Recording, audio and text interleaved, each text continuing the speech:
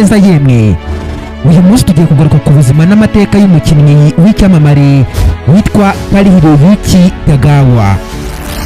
Tagawa ni umwe mu bakinnyi bamenyekanye cyane muri Hollywood kubera uburyo yitwaye mu gukina filime z'urusobe, by'umwihariko mu mirimo itandukanye yerekana ubugome, ububasha n'ubwenge bw'umugabo utabura guhagarara imbere y'abandi. Uretse kuba umukinnyi, Tagawa ni umutoza w'imikino ya karate, umushushanyi ndetse n'umuntu wibanda ku muco gakondo w'Abayapani. Kari Hiroyuki Tagawa ni umwe mu bakinnyi ba filime b'Abanyamerika bafite inkomoko mu Buyapani. Yavukiye Tokyo mu Buyapani nyine ku itariki ya 27 Kanama 1950. Papa we yari umusirikare mu ngabo za Amerika zari zishinzwe kugarura umutekano mu Buyapani nyuma y'intambara ya kabiri y'isi yose. Naho mama we akaba umunyapolitike n'umunyabugeni w'Umuyapani. Ubuzima bwe ku mpande zombi, Ubuyapani na Amerika, bwagize uruhare runini mu kumugira umuntu wihariye wumva umuco w'ibihugu byombi, bikaba aribyo byatumye abasha guhinduka umukinnyi ubasha guhuza indimi, imico n'imyumvire bitandukanye. Akiri muto, Tagawa yabanye cyane n'umuco gakondo w'Abayapani, yiga imyitozo ya karate, judo, aikido n'imyitozo yindi ya martial arts, ibintu byaje kumufasha cyane mu rugendo rwe rwa sinema. Ku rundi ruhande ariko, kuba yarimukiye muri Leta Zunze Ubumwe za Amerika byamuhaye amahirwe yo kwiga amashuri makuru ndetse no kumenya uburyo bwo kubaho nk'umunyamerika. Yize muri University ya Southern California, ahiga ibijyanye n'itangazamakuru, ariko akagira urukundo rukomeye ku bijyanye no gukina ku rubyiniro. Urugendo rwe rwa sinema rwatangiye mu myaka y'1980, mu gihe benshi batari batangira kumva neza amazina y'Abanyaziya muri Hollywood. Icyo gihe Hollywood yari ifite umuco wo gukoresha Abanyaziya cyane cyane mu gukina villains cyangwa abagaragaza ubuhanga bw'imbaraga za martial arts. Tagawa yakoresheje ubwo buryo ariko atabifata nk'akarengane, ahubwo yabikoze nk'inzira yo kwerekana ko ashoboye kugaragaza umuco we ndetse akanagira uburyo bwo gukina ibintu bikomeye bituma abantu bamumenya. Filime ye ya mbere yamuhaye izina rikomeye ni The Last Emperor, filime yakinwe mu 1947. Filime yatwaye Oscar nyinshi, aho yagize uruhare rutariko rwerekana neza ubuhanga bwe. Nyuma yaho yakomeje agaragara muri filime nka License to Kill, filime yakinwe mu 1989, aho yakinanye na James Bond, bigatuma izina rye ritangira kumenyekana ku rwego mpuzamahanga. Gusa rero filime yatumye ahabwa icyubahiro gikomeye muri sinema ni filime yitwa Mortal Kombat, filime yakinwe mu 1995, aho yakinnyemwo n'umugome witwa Shang Tsung. Uru ni urwego rwamuhaye icyubahiro gikomeye kuko Shang Tsung yabaye umwe mu bagome b'ibihe byose bibukwa cyane mu mateka ya filime zishingiye kuri video games.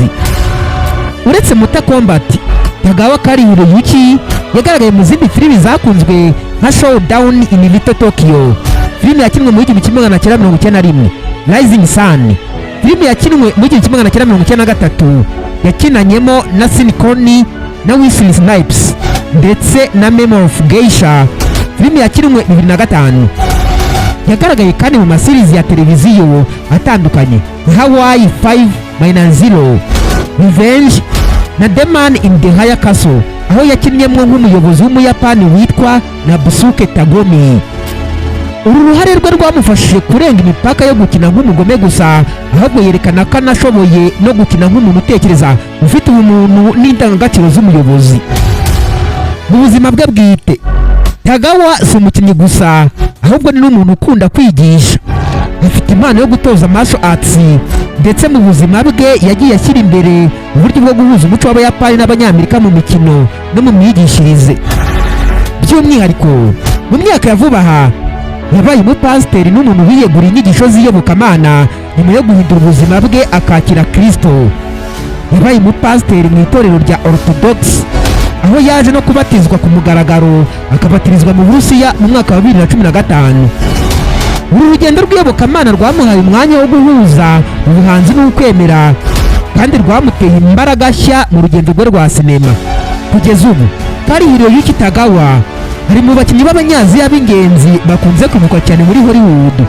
Amaze gukina filimi zirenga 100, akora indirimbo z'ubuhanzi ndetse anakomeje kuba umuntu wubahwa kubera ubwitange bwe mu gufasha abandi gusobanukirwa n'umuco. Ni icyitegererezo ku bakinnyi benshi b'Abanyaziya n'Abanyamerika bifuza kugera ku rwego mpuzamahanga.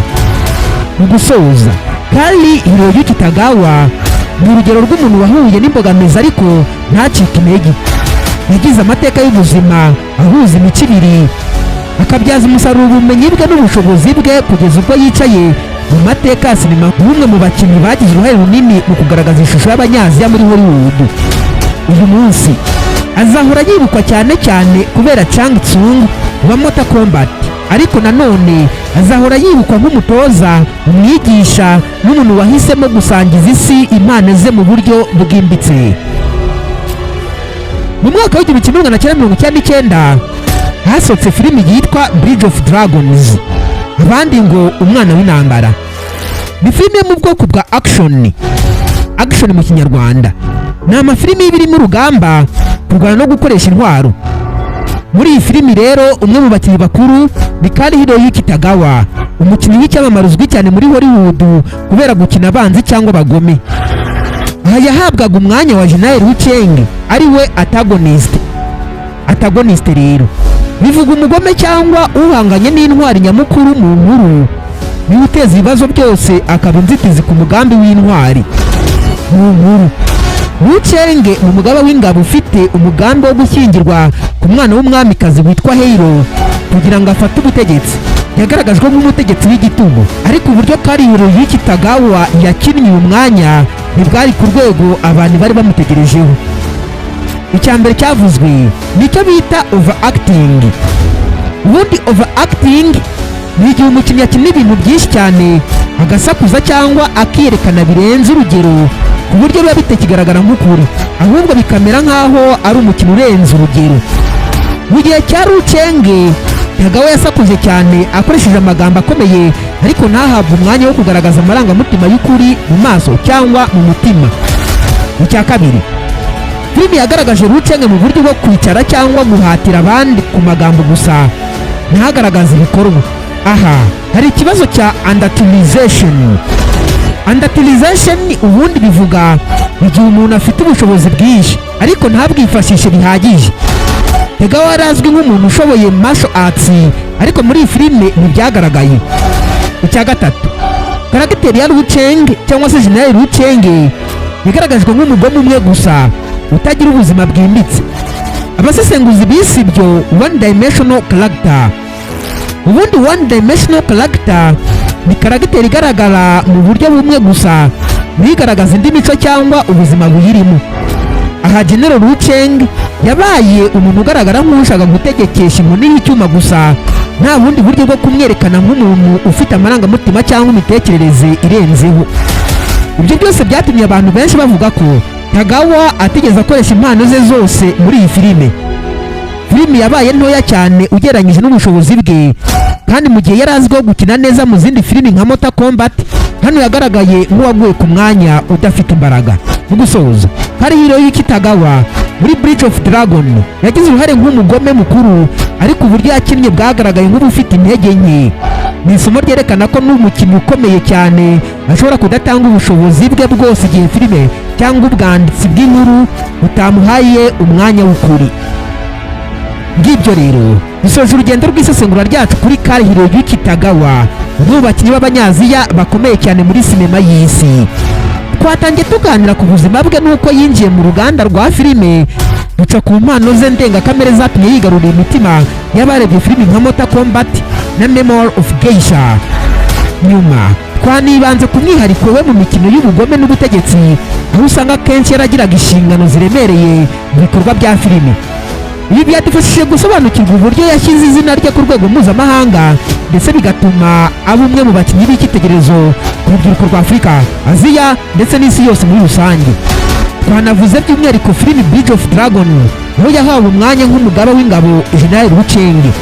Twabonye ko nubwo yari afite amahirwe yo kugaragaza ubuhanga bwe, uburyo filimi yanditswe n'uburyo yateguwe bitamuhaye umwanya uhagije wo kwigaragaza nk'uko byari bisanzwe mu yindi mishinga ye ikomeye. Murakoze cyane kuba mwatwitayeho kuva ku ntangiriro z'ikiganiro kugeza ku musozo wacyo. buri wese wabanye natwe ni igihamya cy'uko inkuru nk'izi zigira akamaro, zigafasha gusobanukirwa neza amateka n'uruhare rw'abakinnyi bakomeye mu ruganda rwa sinema. Munibuke gukora subscribe, mukore na like kugira ngo tumenye ko n'inkuru zacu zibashimisha, kandi mukore share kugira ngo n'abandi benshi bamenye aya mateka. Tuzagaruka tubaha n'izindi nkuru zidasanzwe, ariko uyu munsi dusoza tuvuga tuti murakoze cyane kuba mwari kumwe natwe, mukomeze kudushyigikira kandi mugire umunsi mwiza.